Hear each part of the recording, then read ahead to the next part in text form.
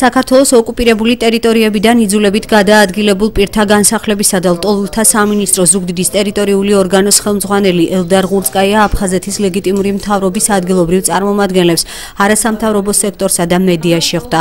ღურწკაიამ შეხვედრის მონაწილეებს ინფორმაცია დევნილთა სამინისტროს ახალ პროექტებზე მიაწოდა. რაც შეეხება ახალ პროექტებს, ახალი წლის მერე იწყება მშენებლობა ზუგდიდში.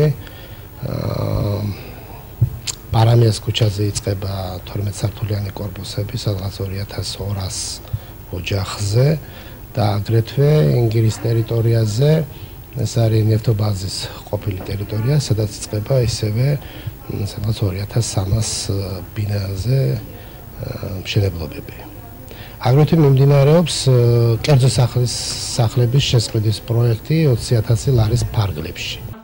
აფხაზეთის ავტონომიური რესპუბლიკის მთავრობის წარმომადგენლობის უფროსის მრჩევლის სამეგრელო ზემოსვანეთში ნონა უბილავას განმარტებით აუცილებელია დევნილები და ასევე არასამთავრობო სექტორის წარმომადგენლები ფლობდნენ ინფორმაციას მათთვის საინტერესო საკითხებზე.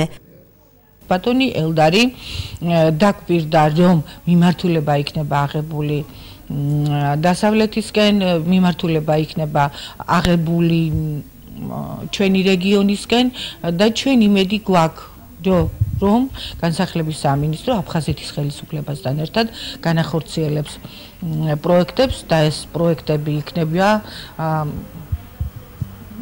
ალბათ პოზიტიური დევნილებისთვის და დევნილები მადლიერი იქნებიან იმ ყველაფრით, რასაც ხელისუფლება განახორციელებს მათ მიმართ.